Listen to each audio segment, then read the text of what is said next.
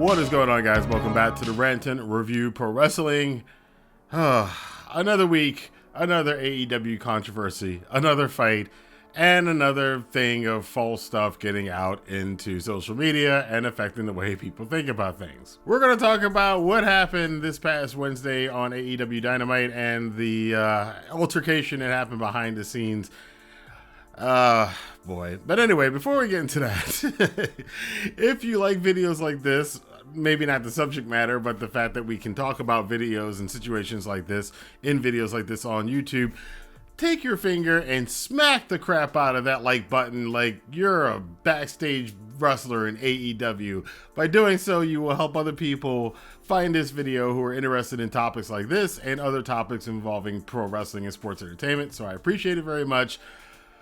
Now I gotta go think about yet another stupid thing in AEW. So I'm trying to separate fact from fiction here. Really, after the last couple of months, it's gonna be really hard. But as far as we know, as far as the factual stuff is concerned here, Andrade has made mention and kind of hinted that he might want to be leaving AEW.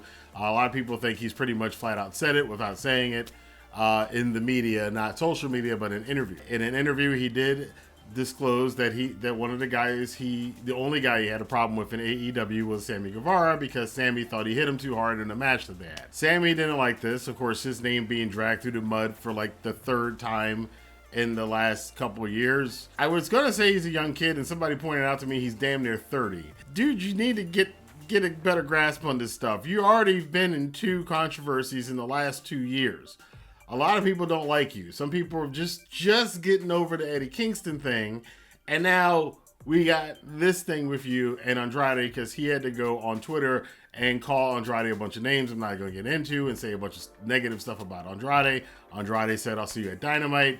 So then we come to the night of AEW Dynamite. Now, before this, it has been reported, so there's no confirmation on this obviously, but it's been reported that Andrade and Sammy were talked to on Tuesday and told not to get into a fight.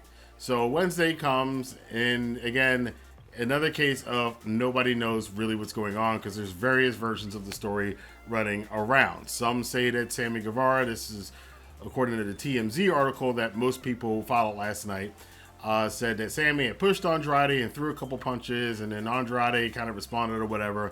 So this is where things get really crazy, and why I said in the prior videos, unless it's coming from a reputable news source or the people themselves, I'm not taking any of this as to what actually happened. This spread around through most people, not only at home watching AEW Dynamite, but also the fans in attendance.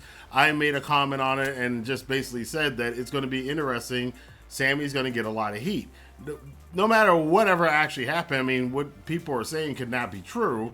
Nobody knows, but this has been reported, and now everybody's going on it. And then, of course, Sammy Guevara winds up getting booed out of the building. F you, Sammy chants, you still suck chants, even when he does something good in the ring.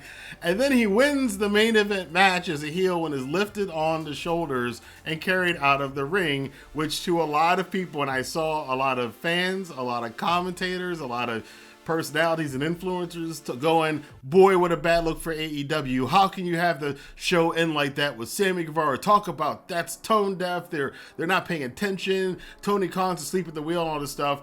And now we find out, of course, a couple hours later, that most of the other reports are saying that Andrade threw the punches. Some say that Sammy didn't even throw a punch at all. And that makes more sense. I mean, I know AEW and Tony Khan, and so, sometimes they do some boneheaded things. Most companies do.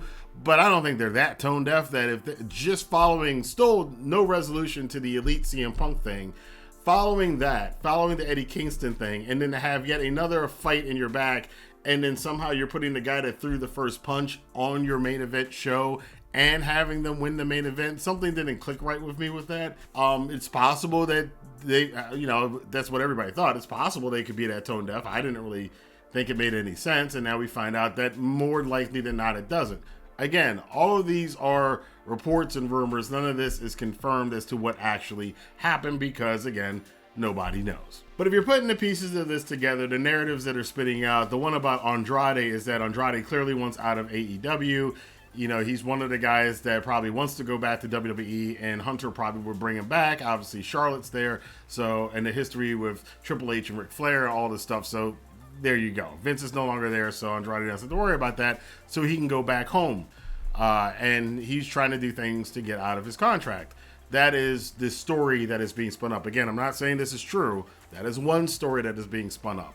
Another story on the side of Sammy is that even if Sammy didn't throw the first punch, why is Sammy Guevara in the center of all of these controversies? Like I said, this is the third one in with about 2 years. The Sasha Banks comments, he had to go to sensitivity training. They took him off TV for a month or two, so he could deal with the fire that came from the comments he made about Sasha Banks, which I won't repeat. Then we had, of course, obviously the Eddie Kingston one, and now the one with Andrade. So the thought is that if Sammy's the common denominator in a lot of these things, maybe Sammy's more of a problem. And Sammy, you know, I can see where Sammy, he's like an irritating person, but you know, he's one of those people that they're very irritating and they like to cross the line, but they want you to cross the line. So they'll walk you up to there to rile you up to get you to do the wrong thing.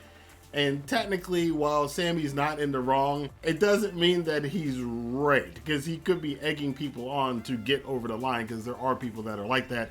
I'm not saying that Sammy Guevara is like that, because I don't know the guy, but it seems to be, if you were going to look at a pattern from this, that seems to be the pattern that goes on with him. Now, if you're Tony Khan, Lord knows what you're going to do. Your company is falling apart, man. You need to delegate some more stuff to more people. We just came from the Vince McMahon era of Vince wanting to do everything, and that just doesn't work. As much as many of us would like to think that there should be this one singular leader who has the vision for everything and can run everything and do everything, that's usually not the case, especially in enterprises as big as WWE, even as big as AEW. You need more than one person to kind of run different aspects of the company, and you need to trust those people to do that. And I know they've promoted Christopher Daniels and Tony Schiavone to higher roles than Sanjay Dutt and everybody else, but do these people command the authority? I don't see it. And when the biggest problem for AEW is that there's still just this negative stink on the company. I'm going to talk about that more in a video this weekend about what the problems are really with AEW that need to be fixed, because we've talked about it. Is it going to sink the ship? It's not sinking the ship yet, but I think we're inching the more, the month since I said that, I think we've inched a lot more closer to it being a problem, because now at this point in time, if you look at the two guys running both companies, Triple H seems more like the person you'd probably want to work for than Tony Khan. If you're looking at the two, Triple H seems more stable. And this is the interesting thing about how everything is like flipped around in the last 3 months and the comparisons between AEW and WWE. Whereas, you know, when Vince was still running it, it was Vince is out of touch and Tony Khan is more in touch with the modern day wrestling fan. And that was kind of the juxtaposition between the two companies. Now with Triple H in there, and now that Tony Khan has had these problems that come out of, and all of us kind of say it and see it, the fact that he's more of a buddy money, I hate to say money, I don't want to call him a money mark, but people are going to call him a money mark. I'm not going to call him a money mark, but he's an overzealous fan who is running this company, who's more enamored with being a fan than he is being a boss.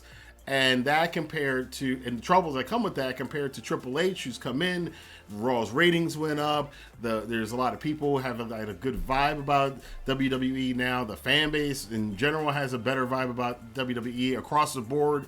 Even people who can't stand WWE, who've been have been watching it, has said it's better than what it was under Vince. And Triple H presents himself more as a person who's running a stable ship, whereas sometimes Tony, and we've talked about his, some of his on-air appearances, he doesn't present that kind of poise that Triple H does. So, and I think in Tony's defense, though, he thinks I'm sure in his mind, his genuine enthusiasm for wrestling is what he would rather have come across to the fans. That's what AEW is about, as opposed to being this kind of poised, cold, corporate thing that Triple H would present. At the end of the day, a lot of this is really about temperament and what you really find, and what the public, I guess, the wrestling community public, I should say, is in the mood for. If they're in the mood for rebellion, that's not going to swing towards WWE. I think with 2022 being as crazy and unstable as it is, maybe a lot of wrestling fans want to see some more stability. And since WWE not only is providing far more stability, at least their perception is they're a far more stable company than what AEW is, and the fact that WWE's product has been better this year than it has been in the last couple of years. I'm going to get into my company grades this year when we do the end of the year reviews. WWE's been way better, well, not way better, but they've been significantly better this year than they have been in the last couple of years. Whereas AEW, you're kind of confused as far as the storytelling, what's happening one day from the next. We have a storyline one week and then the person's either injured or suspended or taking an extended leave of absence or just disappearing, like in the case of Miro, off the face of the planet. I think in Miro's contract it's something like he has to show up every third full moon. That's what it seems like his contract status is. But again, I'm going to get more into this in a video coming up this weekend or next week about 3 years from now, what happened in 2022 and how it might be affecting wrestling going forward, because I think this year was a big shift in a lot of respects, in a lot of places for the entire industry. But I want to know what you guys think about this whole thing with Sammy Guevara, Andrade, the response to it, the reporting of it, people's reactions to it, and how do you think either one of these guys comes out looking good in this, or do you think like both of these guys, Sammy still looks like a scumbag, even if he didn't throw the first punch, and Andrade seems kind of spoiled and kind of like he didn't get over in AEW, so even though he signed a contract, he's going to try to get his way out of it by being a jerk or something. If that's the story that's going out there, I don't know. Any of that, if you guys agree, disagree with any of that stuff, let your voice be heard in the comment box below. Until next time, I will see you guys here for more news, rumors, and reviews on the Rantin Review Pro Wrestling. Have a good day.